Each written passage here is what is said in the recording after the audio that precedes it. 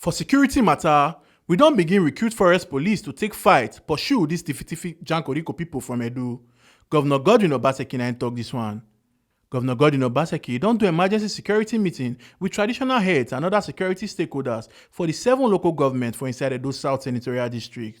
You go remember say some days ago, Governor Obaseki do the same emergency security meeting with traditional rulers and security stakeholders for Edo North and Edo Central. Governor Edo-Obaseki come here for the security meeting when shele on Monday for government house say government don't finish the documentation and audit of forest for inside Edo State and constantly begin the recruitment of people when go serve as forest police to help strengthen security matter for Edo State. Obaseki went here and say open grazing don dey banned for Edo State, constantly here and say by August 15th, training go start for the first 500 heads of vigilantes. The basis of government, the basis of leadership in any society is your ability to provide security and safety for the people that you have care of. No government can call itself a government if it cannot secure and protect the people that it oversees. So that is why for us in Edo State, given what is going on in the country today, we have decided that security is now our #1 priority. From the briefings I received, you had a meeting on July the 5th and agreed on several measures which I endorsed. These measures were meant to tackle security in your various local governments. You agreed in that meeting that it is not enough to just come for a meeting and say things, what we will do, that we must have a mechanism for compliance. And this meeting is part of the mechanisms we have put in place to ensure that whatever decisions we've taken to implement security measures are followed up on. And if you remember, some of what we agreed in the meeting was that each security council in each local government will go back home and have wider consultations with other stakeholders, with community leaders, with village heads, with Odionways, to brief them on what was agreed in these meetings and get feedback from them so that when we have a meeting like this, we can hear from you how they received those actions and how we are going to proceed with the decisions we have agreed on. We agreed that the security forces was going to join you and do bush combing around the ungoverned spaces, the forest areas in your local governments. We want to know how far this has happened and what we saw in those exercises. We agreed that we are going to relocate squatters in markets and motor parks, because part of the intelligence we received is that people now live in motor parks and markets, and that is where some criminal activities are planned. We agreed that we're going to provide and strengthen the necessary logistics and payments to the various vigilante groups in the communities.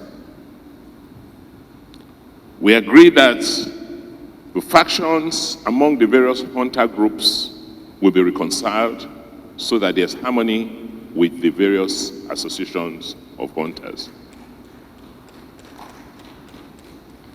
We agreed that we're going to identify black spots and areas where criminals gather in various communities and dislodge people who live in uncompleted buildings. Those who squat in uncompleted buildings will now be made to vacate those buildings. We agreed that local government security agencies and councils will make sure that anybody involved in transportation, particularly Okadas and Keke Napeps, and even taxis in those communities must be registered by the local government so that we know who is who and who is operating and moving passengers within the communities. We agreed that we were going to promulgate and strictly enforce the anti-grazing law. And while I was going through, I then realized that we have to today also agree to strengthen and enlarge the security councils in each local government. So this is a recap of what was agreed on. Before we hear from the local governments, let me just say a few things and make a few points. That first, to ensure that we continue to have stakeholder engagements, like I said, we have to expand the security councils of each local government so that we can bring in some other stakeholders, particularly religious leaders, and some important segments within the local governments. In the area of ungoverned spaces, like forests, we have completed a documentation, an audit of all our forests in Edo State, particularly Edo South.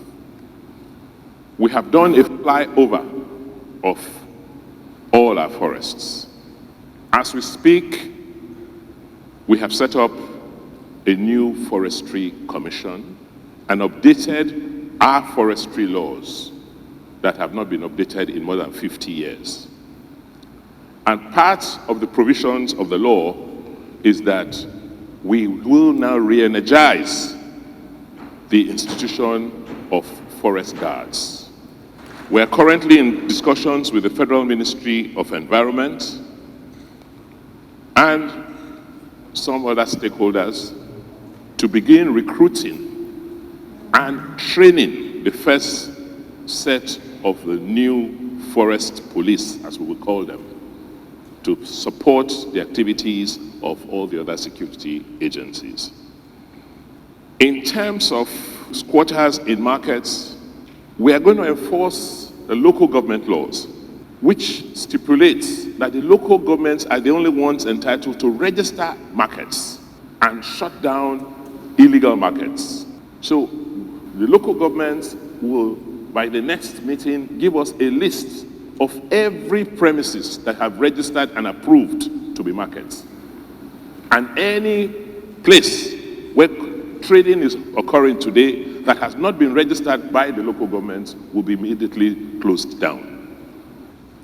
As for the vigilantes, we have up to the 5th of August for each local government to give us the list of every vigilante group operating in their local governments and the communities they're operating in. And names, telephone numbers, and photographs of each member of the vigilante squads there.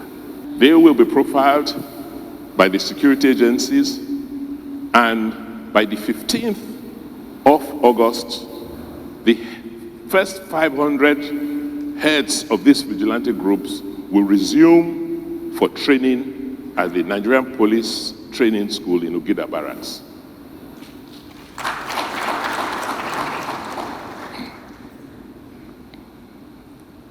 We would like to have a report on how far the reconciliation has gone with the various hunter groups in each local government and the registration of the groups.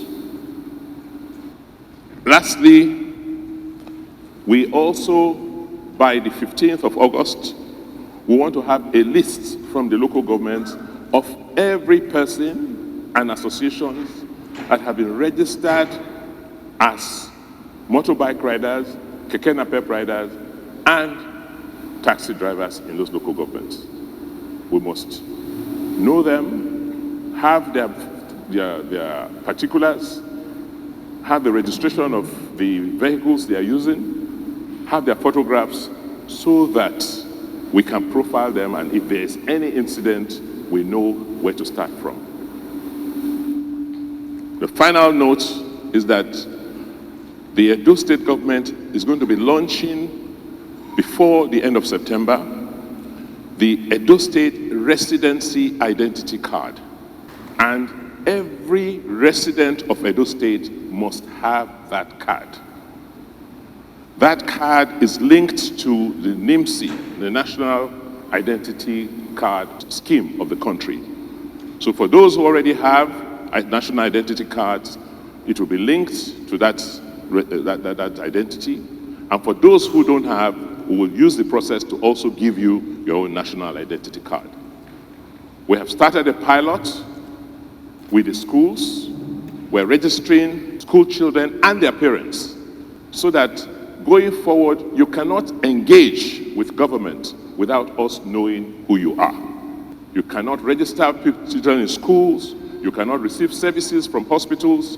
You cannot have interaction with the state if you do not have an identity.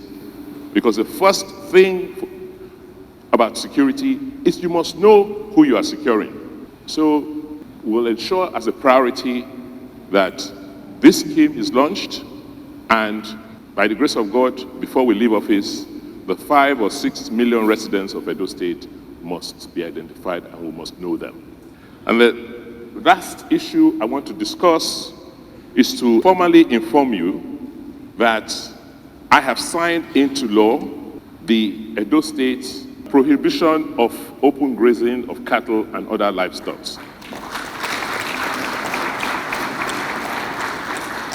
This bill, which came into law, was signed on the 27th of May, and the objectives of this law are as follows. First, it prohibits open grazing of cattle and other livestock in Edo State and creates designated ranching areas for the rearing and grazing of cattle and other livestock in the state. This law sets to control and regulate the rearing and grazing of cattle and other livestock in designated ranching areas of our state. The law will eliminate the conflicts between nomadic herders and all their agents and the local breeders, owners, communities, farmers, and private individuals and institutions. This law will help us eliminate land degradation, air and water pollution, loss of biodiversity, deforestation, and other menaces arising from open grazing.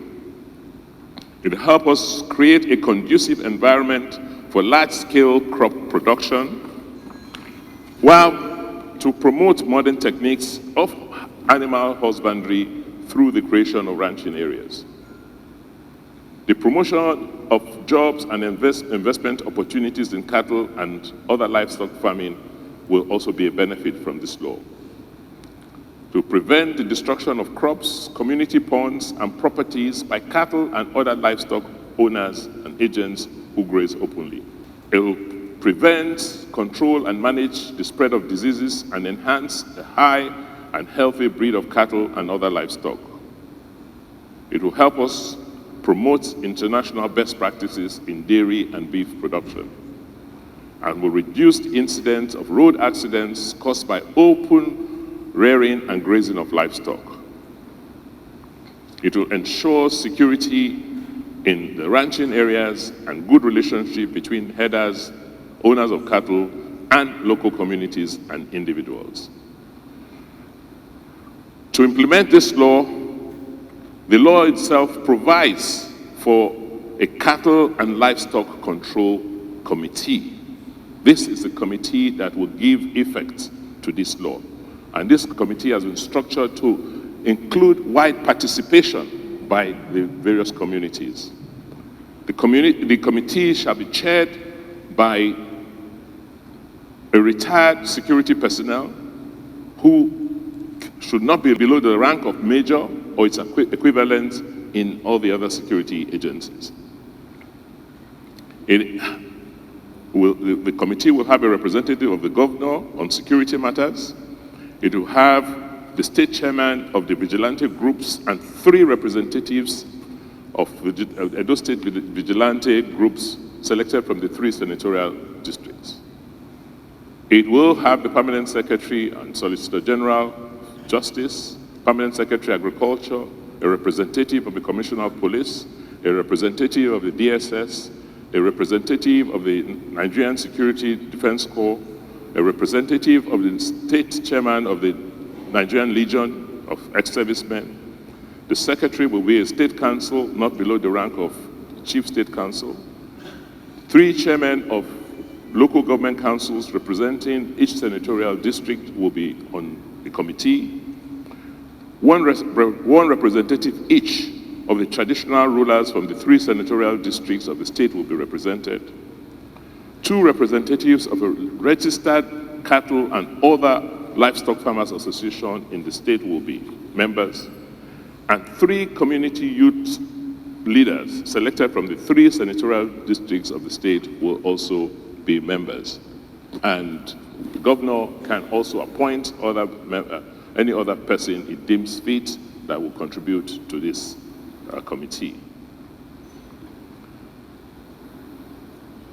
As a government, we want to separate the issue of security from the business of livestock. We believe that once we have done this, we'll be able to know those who are truly in the business of livestock and those who are using the excuse of being livestock herders in committing all the atrocities we have seen in the last few years. Abutu Yari when be Commissioner of Police Edo State, Brigadier General Sani Abdullahi when be Commander 4 Brigade Nigerian Army, and Air Commodore Olasukomi Abidoye when be the Commander 107 Air Maritime Group, Konya and the community leader say for security agents to do their job well, communities must collaborate with them to make sure say them get better information when go help fish out the bad people come up for their community. The exercise we have undertaken today, or the interaction today, is a continuation of the new security architecture of Edo State, and we believe under our new arrangement that requires that every local government, with the head of the local government, the heads of the police and other security agencies there, and the Enogen Council, with Odonwere acting together as the first line of our security architecture at the grassroots. We should be able to do more and take ownership and control of our vigilantes and the local security forces of government, working together in the way we have defined and in the way we have analyzed. We should be able to have a very perfect and secured Edo State. I want to thank the governor and the deputy in particular for what we have been able to do under this scheme. And a lot of states in South-South region have inquired from me the peculiar nature of this our scheme that is paying very handsomely. And I've taken time to explain to them, to consult their governors, to do the same thing. In the last 5 weeks, we are glad to note that of all the states in the South-South, we have been maintaining a relative level of security success than them. And I believe that what we are doing is already gaining national template to be adopted by other states. And as the governor earlier pointed out, the peculiarity of Edo South makes it more advantageous for us because the traditional administrative system in Edo South is one of the best we have in Africa. Capitalizing on that precept, therefore, we want to key in into the traditional governance, where the Odionwere and Enoge forms the centerpiece of our local administration. With your DPO and the local government authorities, we are not supposed to have any problem. And we believe that as we go back to the Odio Council and the Enoge Council, we will be able to cover more ground. And many other states will do as we are doing. It is equally very important, like as His Excellency pointed out. If you have a DPO who do not live in that local government area, then there's a big problem. If you have a CP who do not stay in the state, but come from Ibadan or from Asaba to do CP in Edo State, there's a very big problem. In the same like manner, a council chairman who does not live there is a security risk to Edo State government. And we are going to be on the watch out for this phenomenon. The same thing with the traditional authorities. If we don't live in our palaces, in our dukedom, then there's a very big problem there. And I can give vivid example. In one of our traditional districts here, Ologbo, certain persons who are not of the traditional system are gaining ground and try to obstruct us. The reason is not far-fetched. We, the people, must be on the ground there to assert our control, coordination, and security administration. One of our communities, Gelegele, we need to be on the ground as the traditional authority so that the locals will work with us and the intruders will be easily identified and our security calculations will be more precise. In some of our local government quotas are not even inhabited by local government workers. And we have discovered that most of our camps, our forests, are being exploited by people that are not supposed to be there. Some are even practicing agriculture there without authorization, apart from those who are rearing animals. You are all aware, particularly in Edo South, we have the most endowed forest resources in the whole of West Africa. And our lack of presence in many ways is creating a lot of challenges. Apart from the forest resources, the underground natural resources of most of these local governments in Edo South are of immense value. Therefore, the traditional authority will help us much more by being on the ground 24/7. And then the government security agents and vigilantes and hunters will walk around you to protect and project the best of what is Edo State. Some of our frontiers community, like Sobe area and Ovia Northeast, as we said earlier, most of the people who are living there are not presently being accountable to us. And part of the challenge is that the Enoges, who are supposed to be the fathers, the owners, and the coordinators of activities on the ground, are not really there. We need to give it a second thought.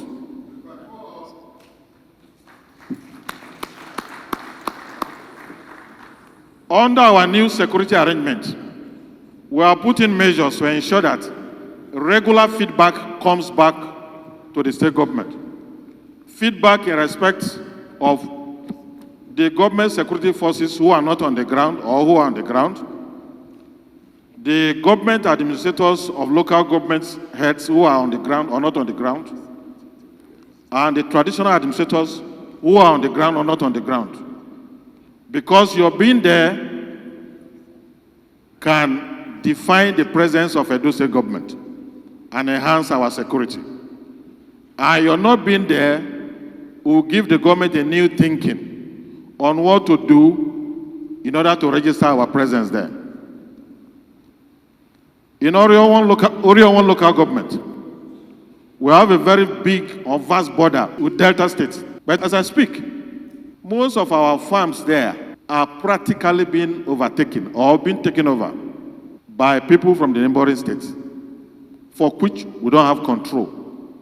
As we speak, most of them are tapping the robbers in those areas without accountability.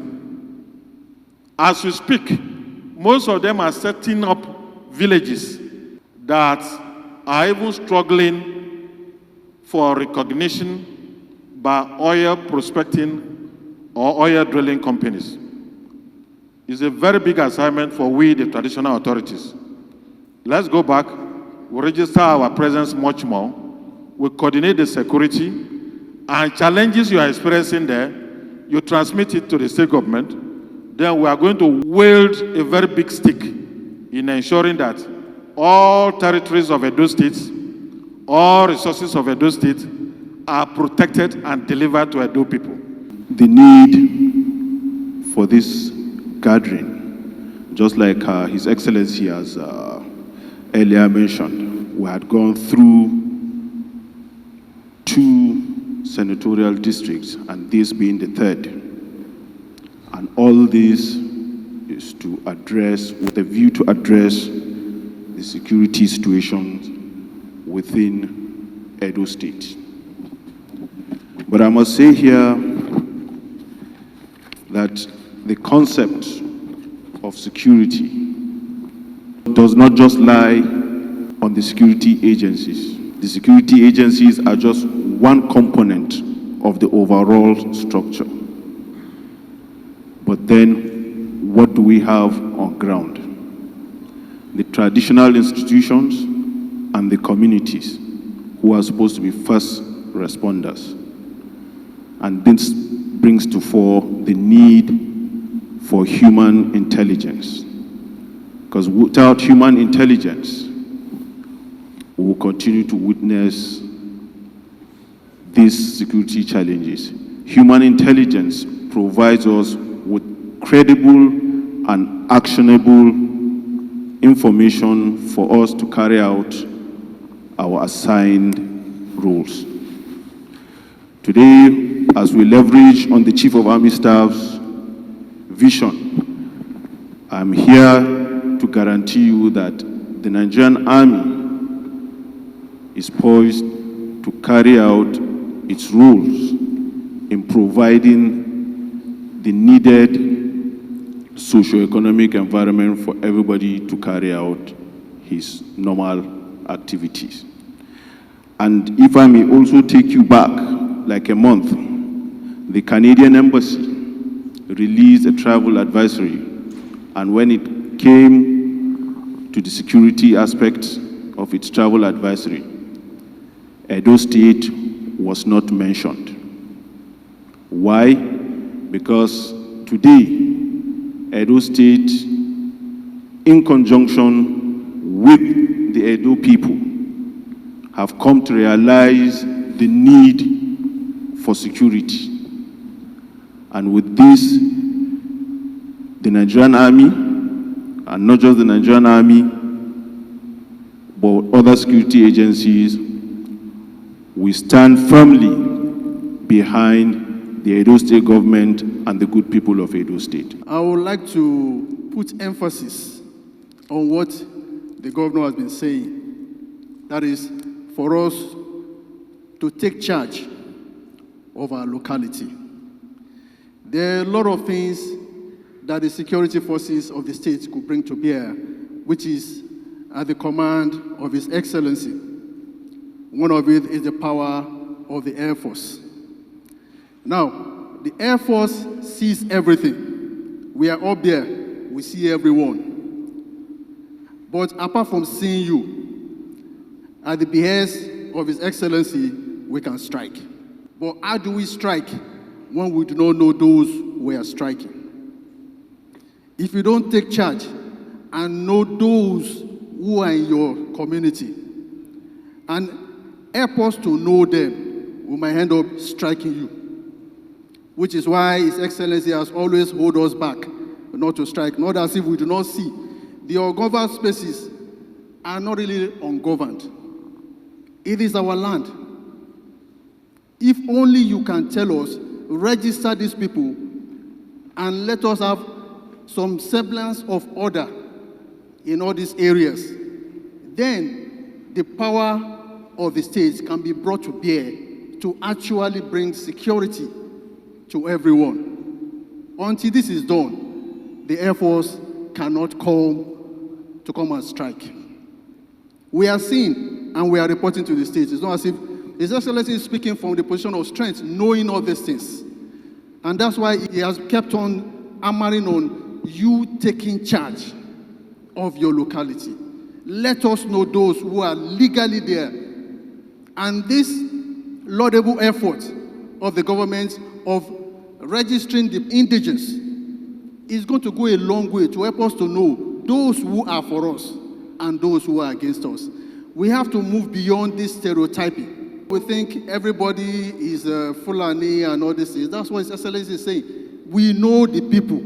You know the people that you have given permission. Identify them, register them, bring them out, and then we can be able to fish out the nefarious elements that have crept in. I want to also bring to our notice the need for this taking charge of our locality. During the last meeting, when the acting governor chaired it here, there was a program on ITV accusing the security forces that they are beating their people in Okomu area. Meanwhile, the local government chairman was here commending the effort. The traditional leaders were here commending the effort, but somebody was phoning in on that news item saying security forces are committing atrocities and beating them over there. It simply shows you have not taken charge. So that cannot be overemphasized. If you need the state power to come behind and to work out this security, you must take charge. Royal fathers and other stakeholders can't chook mouth for the matter. We will use this medium to beg you, sir, to help the security with vehicles and stipends. With that, I think the vigilante will try more. In follow-up of the meeting presided over by His Excellency, the Deputy Governor of Edo State, the head of local government in Oredo mobilized security chiefs, police, DSS, the vigilante network, and the hunters to Yekoba. They came and they entered the bush. They went to the river side, as the creek. A lot of camps there were destroyed by them.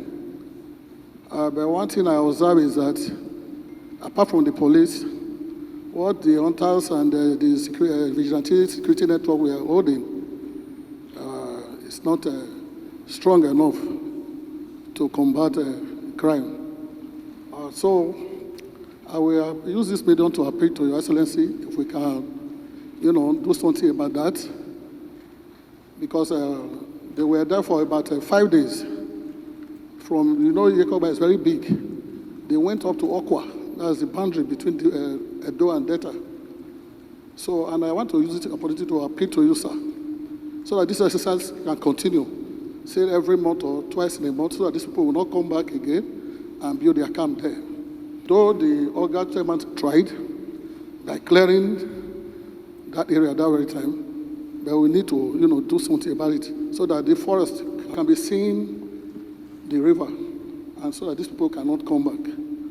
We should send our environmental health officers to buildings that are bushy, that are not cleared in the streets, so that they can clear it. Then we should also profile our people in the uncompleted building.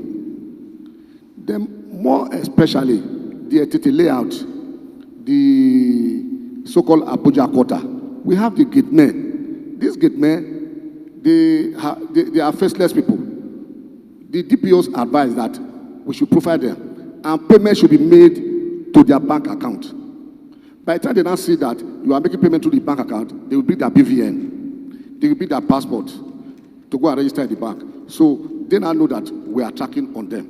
Because presently, as we are having, 90% of the GRA people pay by cash. And you cannot trace the person. Maybe before you come from work, they are out. So the people that are in the GRO area, we are profiling them. And we have also sensitized them through oral vehicle by telling them that any houses where we see the kidnappers being kept, we are going to destroy it. So that is how we are taking of the urban area. But for the rural area, we have cleared most of the shanty. We saw where people were being placed. We saw chains. I have the photograph where chains of people that were being kidnapped in the bushes were there. And pots they were using in cooking were also destroyed. In furtherance to the security meeting held in July, we have had our security meeting and the hogger has mobilized and started the clearing out of the forest. You know, Ikobaka is a very large local government. They started from the Sakoba axis. Then they'll go to Sapler Road axis, then to Ikoba Hill axis. My appeal today is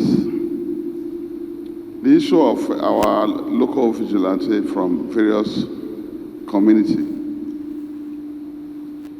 They've been doing their best, but like the earlier speaker requested, we appeal for them to be equipped and given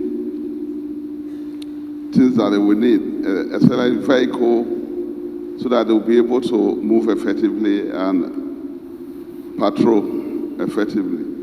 But one very important point I want to raise concerning Obaka is the issue of the Oba River, where it passes at the bypass. Your Excellency, you have invested so much on the Marine Police. I think this is the time they should come into action. A lot of kidnapping that has been done in that axis, they just take them through the river and either they take them through to Delta State. Even as we speak, that place is still a black spot.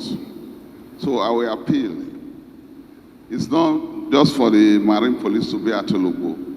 If they can have something like an outpost at that bypass, the bridge, that is Oba River Bridge at the bypass, it will help. Your Excellency, sir, to address the issue of insecurity in Ikubawaka, or Pasakumba to be specific, with the assistance of the police and security agents, the vigilante as well, we've ensured that stop and search, as roadblocks, are mounted at strategic points after the secretariat building by the police and vigilante to ensure that the area is maintained and kept safe. Also, the bypass area, with the help of the army officer there, they also carry out roadblock on regular basis to ensure that security along the axis is also maintained. The Ogbonge people went join body with Mr. Governor for this special security council meeting today. Now, the Secretary to Edo State Government, Osaudion Ogie Esquire, Edo State Deputy Governor, Right Honorable Comrade Philip Shaibu, Edo State Commissioner of Police, Oga Abutu Yaro, Commander 4 Brigade Nigerian Army, Brigadier General Sani Abdullahi, and Commander 107 Air Maritime Group, Air Commodore Olasukomi Abidoye. Omo Aluke Ajakaye, TMC TV News.